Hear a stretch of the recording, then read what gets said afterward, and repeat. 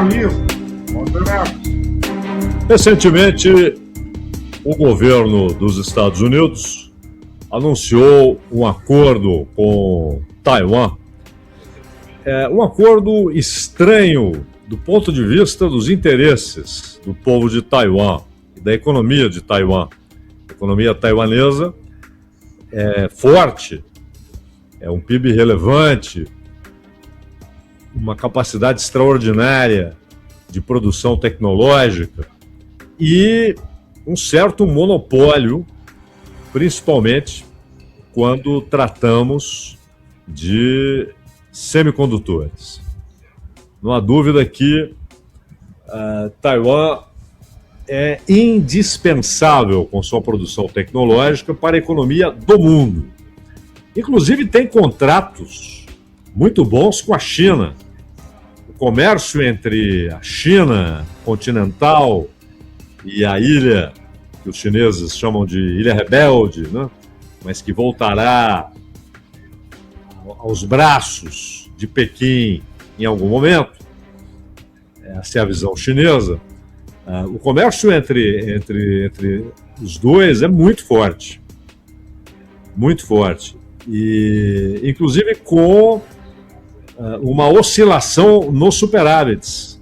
Ora Taiwan, ora a China tem superávites. O superávit chinês tem sido mais constante pela imensa diversidade de produtos que a China consegue mandar para Taiwan. Mas esse contrato de 500 bilhões de dólares, ele implica na decisão de industriais taiwaneses da indústria de alta tecnologia de transferirem suas unidades de produção para os Estados Unidos. Ainda que mantendo em Taiwan uma unidade primordial, mas abrindo uma filial ou mesmo indo de mala e cuia para os Estados Unidos. Os Estados Unidos, basicamente, sem que isso fosse colocado no papel, estão negociando proteção. Estão entregando promessa de proteção e recebendo de volta compromisso de investimento de 500 bilhões de dólares de capital taiwanês nos Estados Unidos, para a produção nos Estados Unidos.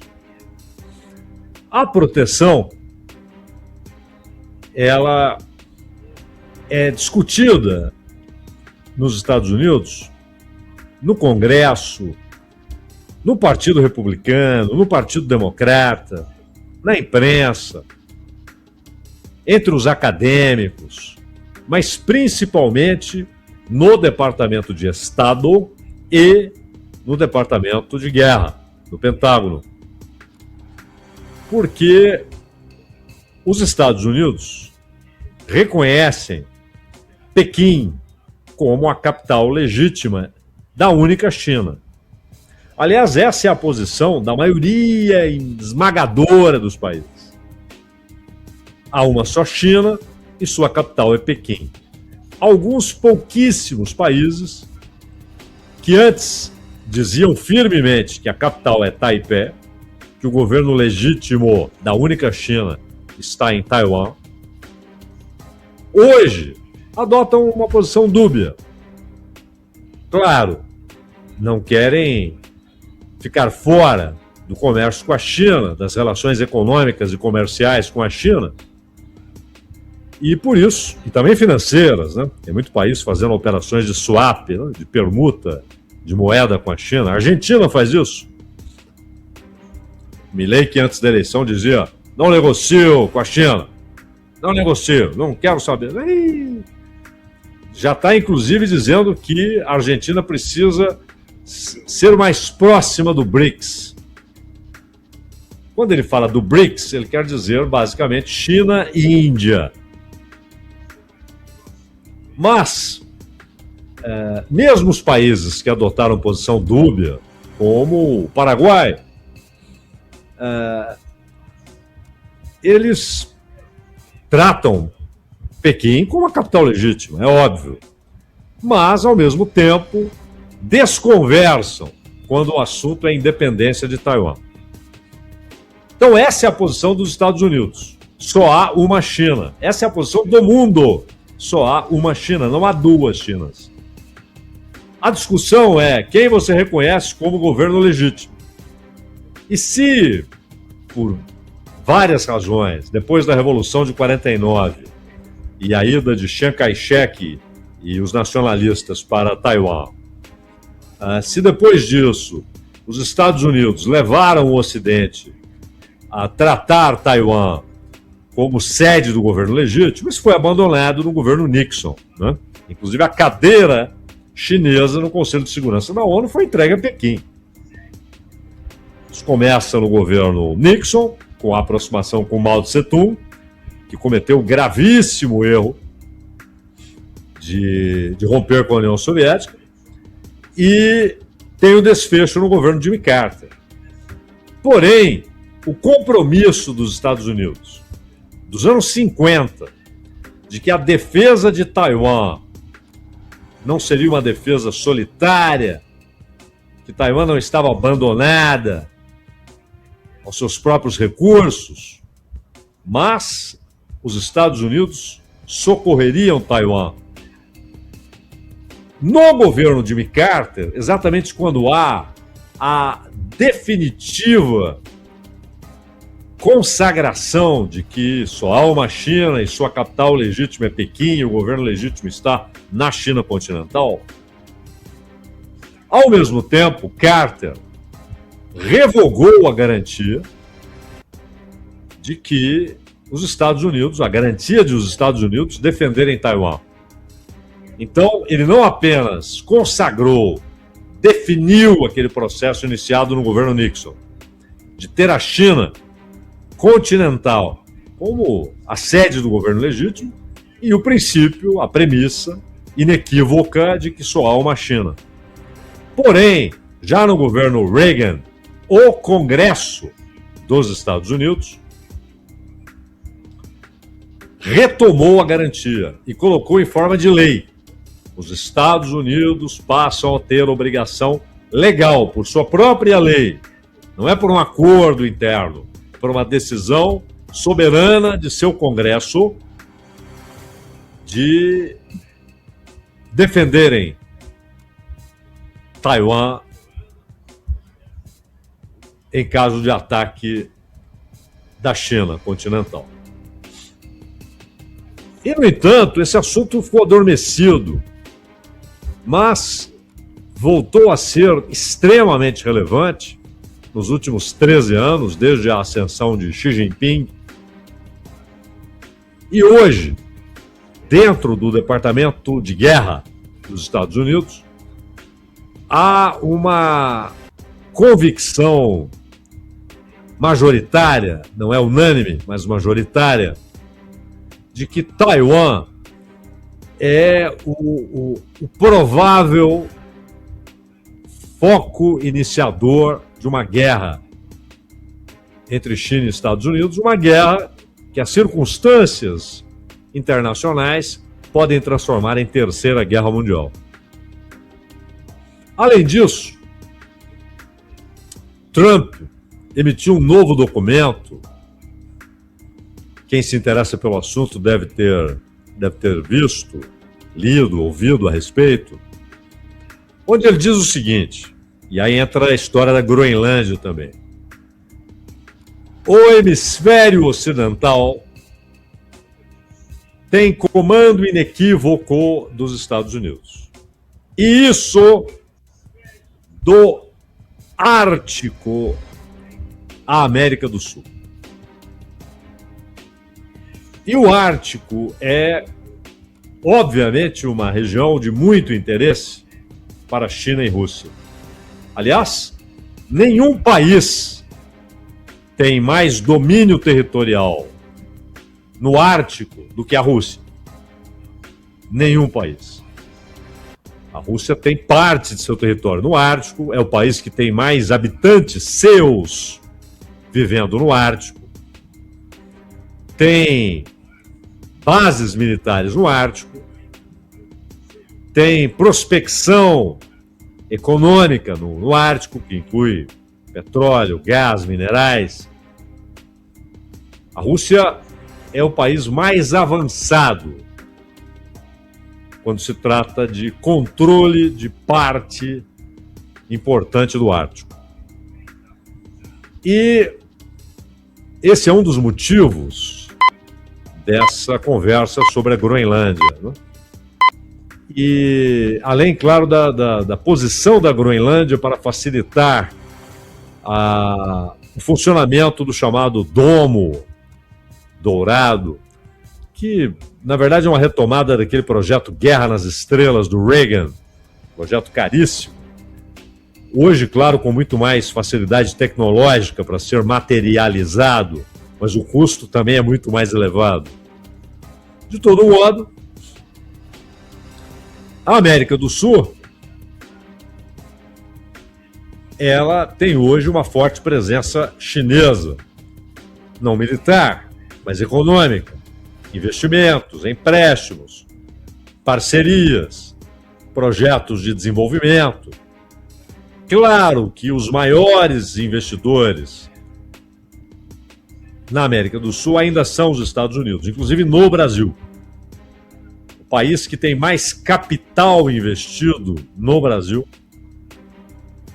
são os Estados Unidos, não é a China.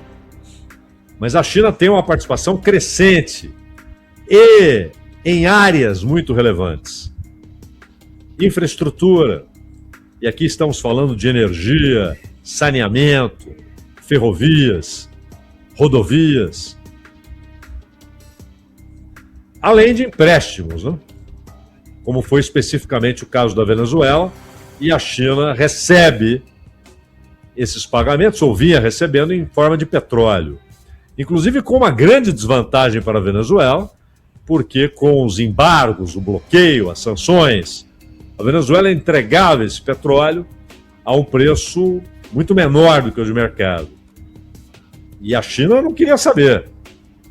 A Venezuela tinha então de entregar mais petróleo para pagar a mesmíssima parte da dívida. Só que agora as tensões crescem no Pacífico, no Índico, no Ártico, e a China propôs à Rússia um fortalecimento da aliança militar e da aliança econômica. E há um projeto de desdolarização, e nós vamos, se Deus quiser, vamos falar mais sobre isso amanhã, porque o Brasil tem feito operações muito semelhantes com a redução da participação do dólar nas reservas internacionais do Brasil e uma compra febril de ouro.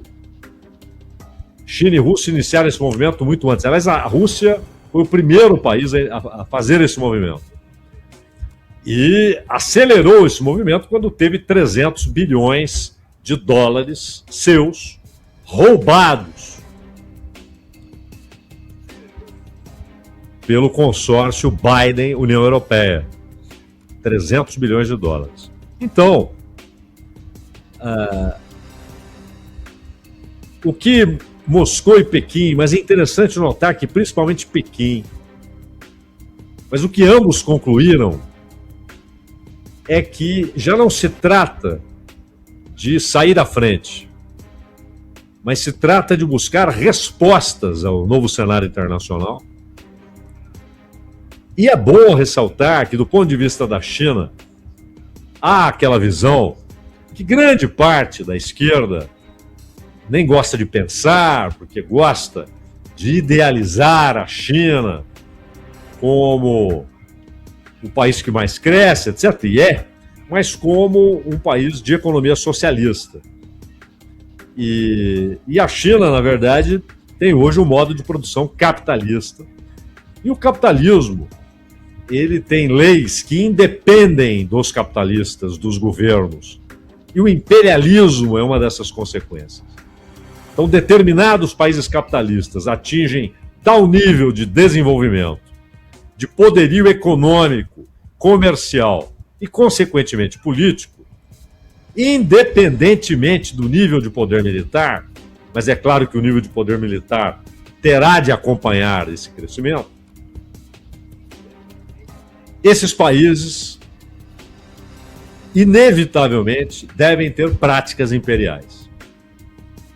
E China e Estados Unidos são estados imperialistas, porque essa é uma decorrência inevitável dessas leis do capital, que atropela todo e qualquer governante ou capitalista que se insurgir contra essas leis internas, que são repletas de contradição, autodestrutivas, aliás, essas contradições.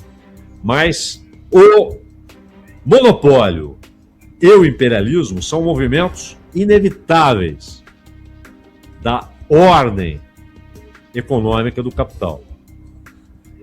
E a China entende esse jogo.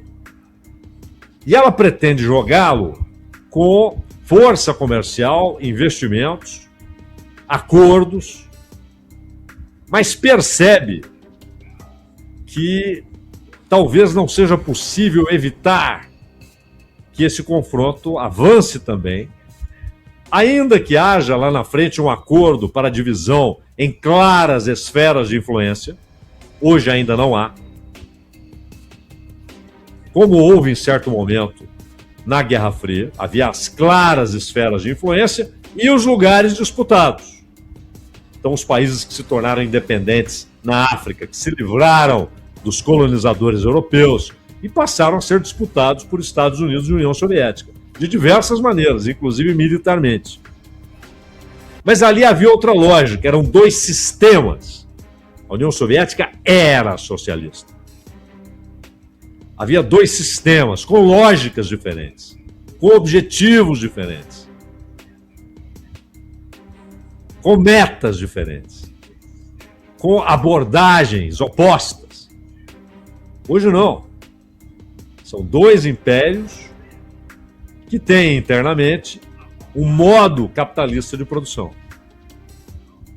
E a China, que tem investido extraordinariamente em seu arsenal, inclusive nuclear, a China provavelmente na próxima década estará muito próxima da capacidade nuclear de Estados Unidos e Rússia. Hoje ainda a distância ainda é muito grande, não só no número de ogivas, mas no tipo de armamentos nucleares.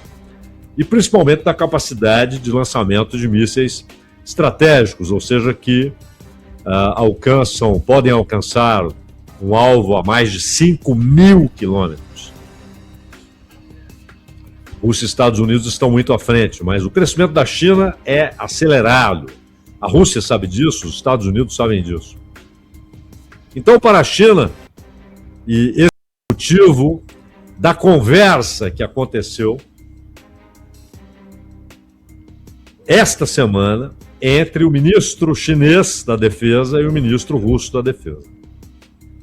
E a China está passando por um momento particularmente delicado internamente, porque houve um expurgo no centro do poder militar.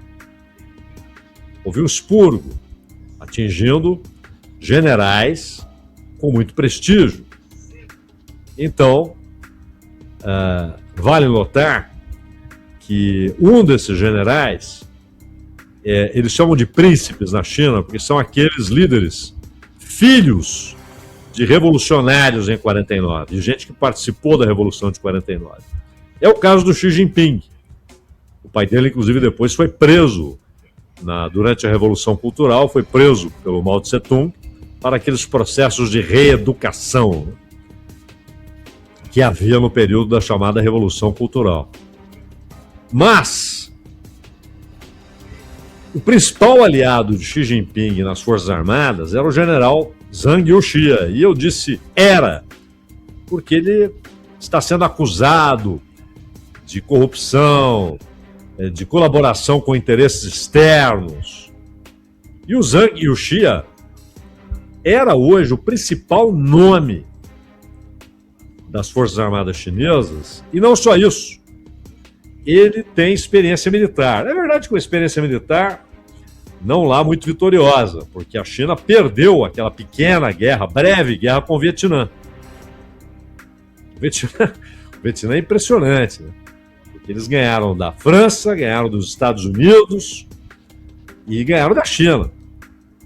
E depois ainda houve um outro, esse brevíssimo confronto na fronteira comum. Mas a guerra mesmo aconteceu depois que o Vietnã derrubou o Pol Pot lá no Camboja, né, que o Pol Pot chamava de Kampuchea. E ele tinha essa experiência. Muita gente acha que isso pode momentaneamente paralisar ações militares chinesas em relação a Taiwan. Mas todo esse cenário convenceu Xi Jinping, o Partido Comunista Chinês, o Politburo, o Comitê Central, a Comissão Militar. Todos ficaram convencidos de que a aliança com a Rússia tem de ser ampliada até ao ponto do compromisso de defesa. Ou seja, ataques externos devem ter a resposta de ambos em ações conjuntas. Há cada vez mais exercícios militares. Aliás, quando a China e o Japão, e ainda estão, a China continua dizendo para os chineses, não vão para o Japão, né? Não queremos saber de boas relações com o Japão nesse momento, porque o Japão cometeu um erro até primário, né, de ameaçar a China em caso de uma ação contra Taiwan, como se o Japão tivesse capacidade militar para impedir isso. E no sobrevoo sobre o Japão, havia também aviões russos. Mas o alvo não é Japão, não é Taiwan. Todos sabem que o embate é com os Estados Unidos, não é nem com a Europa. A Europa não tem capacidade militar ainda. Quer recuperar essa capacidade militar, mas hoje não tem. Querem depender dos Estados Unidos militarmente, que é muito difícil. Muito difícil.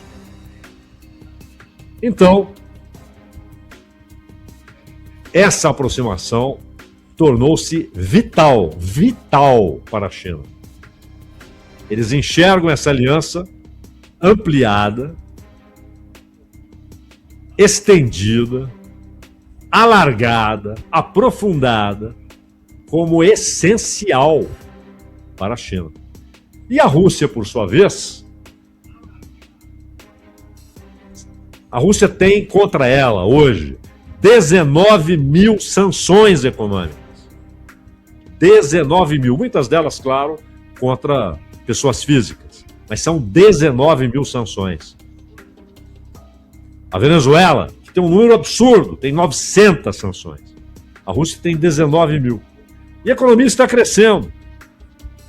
O rublo se fortaleceu, mas tudo isso é decorrência de parcerias com a China. E a China precisa do poder militar russo, particularmente o poder nuclear russo, e a Rússia precisa da economia chinesa. Então, uma relação sempre marcada por desconfiança, inclusive no período revolucionário, em 49, o Stalin tinha muitas reservas a uma revolução na China. Depois houve uma aproximação e a União Soviética bancou uma forte onda de industrialização na China. E a morte do Stalin, inclusive, é o início. Em 53 ele morreu, 4 anos depois da Revolução Chinesa.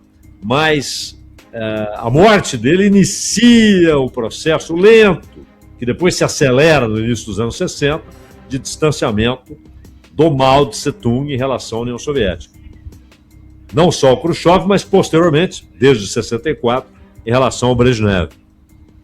E é uma aliança inédita, historicamente inédita, porque ela lança fora desconfianças, ela parte da premissa sempre relevante da necessidade econômica e militar, e ela se insere nesse jogo que vai desenhando essa nova estrutura das relações internacionais. O embate entre dois impérios.